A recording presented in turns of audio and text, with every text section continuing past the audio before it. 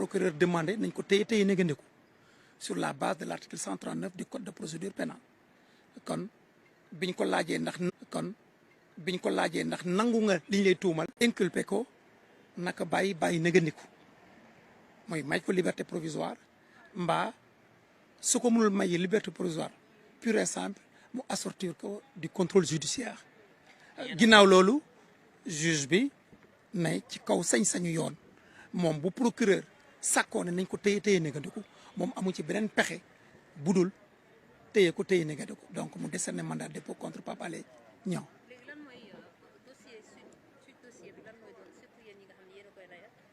bon suite dossier bi moo di ne la bataille judiciaire mu ngi door a door donc bataille judiciaire mooy lan xeex bi mooy d'abord fexe ñu déglu ko ci liñ koy tuumal au fond buñ ko dégloo ba pare nag ci la ñuy def li ñu war a def moo di ne ñaan ñu bàyyi ko ou def ay procédure pour annuler la procédure mais en tout état de cause la bataille commencé na bés ni ki tey maintenant bu weesee loolu liñ ci war a wax te mën ko ci wax mooy ñu ñaawlu tey biñ ko téye tey c'est un triste jour un jour sombre pour la presse sénégalaise pour la démocratie sénégalaise parce que sans liberté de la presse il n'y a pas de démocratie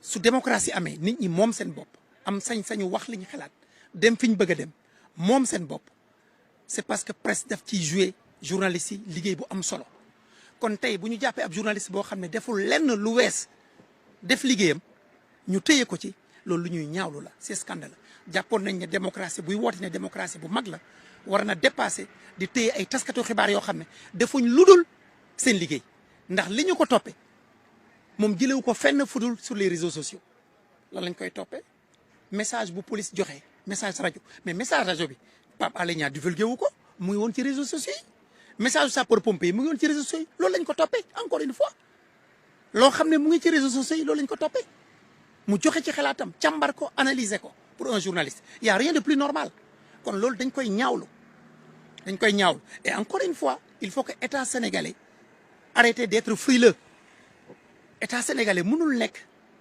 fii ñu dénk ko doxalinu réew mi mu ne benn citoyen rawatina ab journaliste amul sañ-sañu wax xalaatam ci doxalinu réew mi mënul nekk il faut que journalistes yi citoyens di wax seen xalaat ci état de démocratie bi ci état de la gouvernance ci état des droits de l'homme sur l'état également du jeu politique nit ñi am nañ sañ-sañu joxe seen xalaat c'est ça qui renforce la démocratie mooy tax démocratie jëm kanam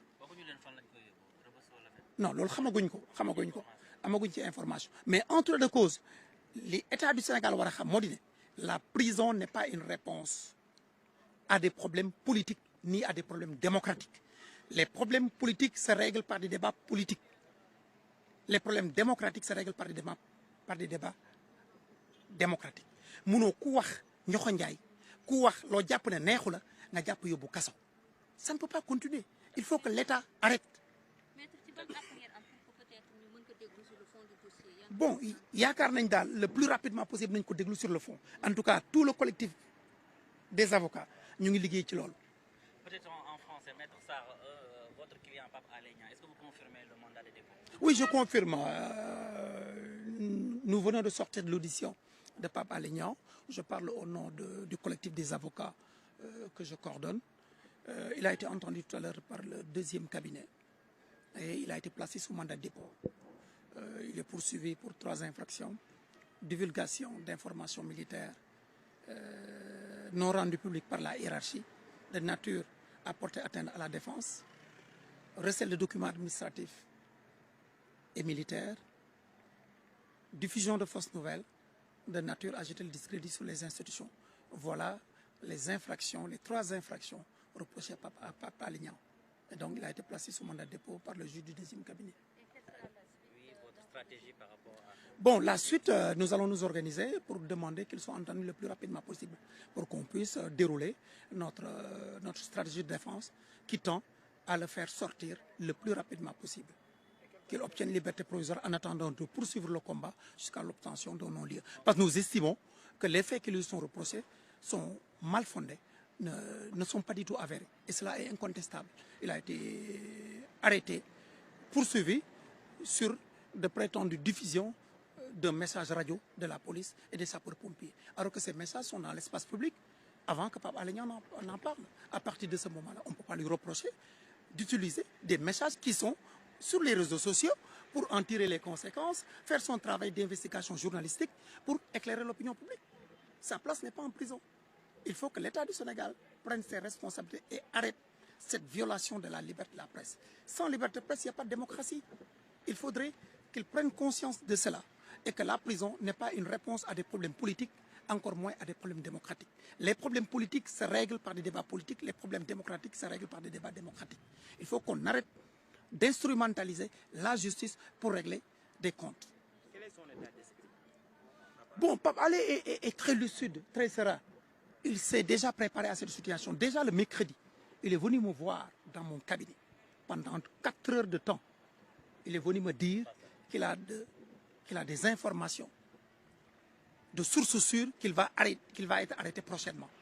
Et que je devais prendre toutes mes dispositions pour l'assister. Il avait informé déjà sa famille et on a tenu une réunion, moi et sa famille, déjà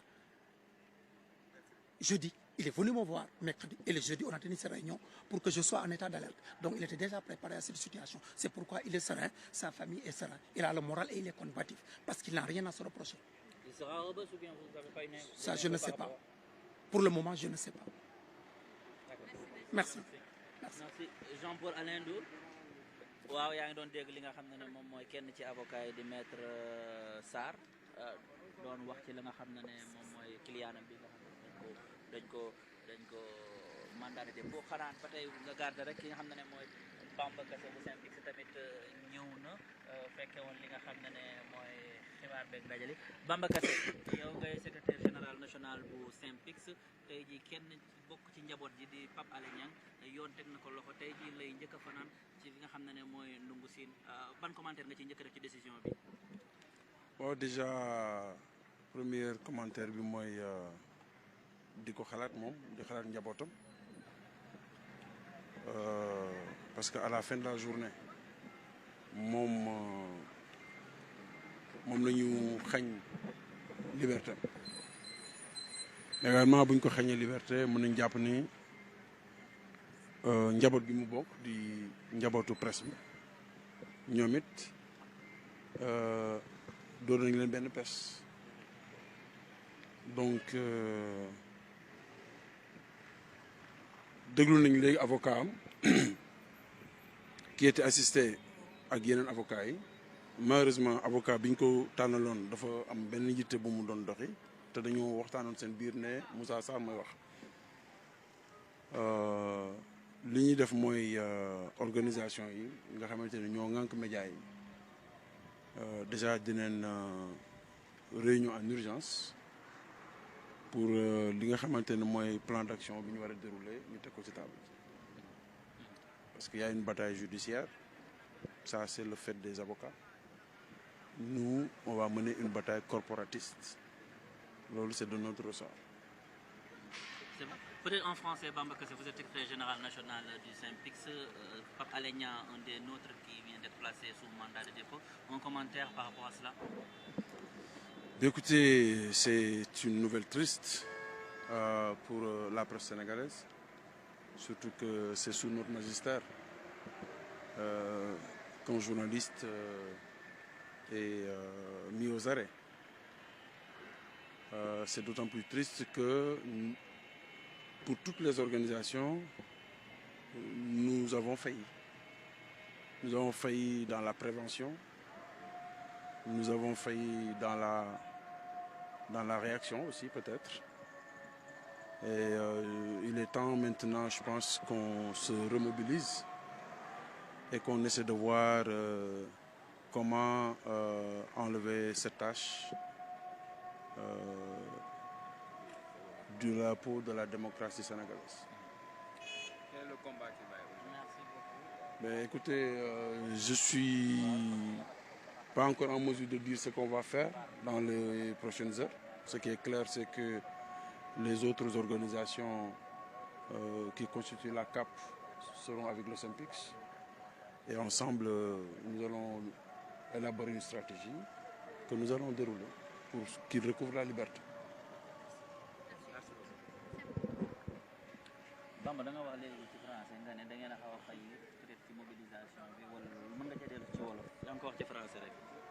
non lu ma bëgg wax rek mooy xam nga bu ñu demee ba denc journaliste tëj ko dama ne dañuy fayir maanaam dañoo lajj bi mooy déjà ci prévention bi ndax xëy na am na taxawaay ak liggéey boo xamante ne bu ñu ko defoon lii du am duñ fi yegg parce que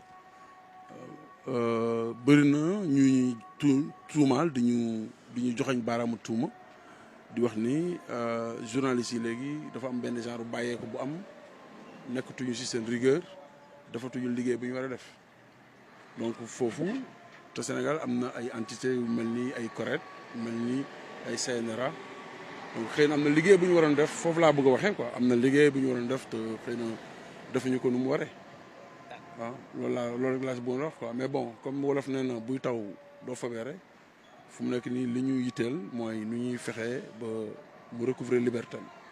maanaam bay wéyegul mbuus daal. waaw bay wéyegul mbuus defe naa.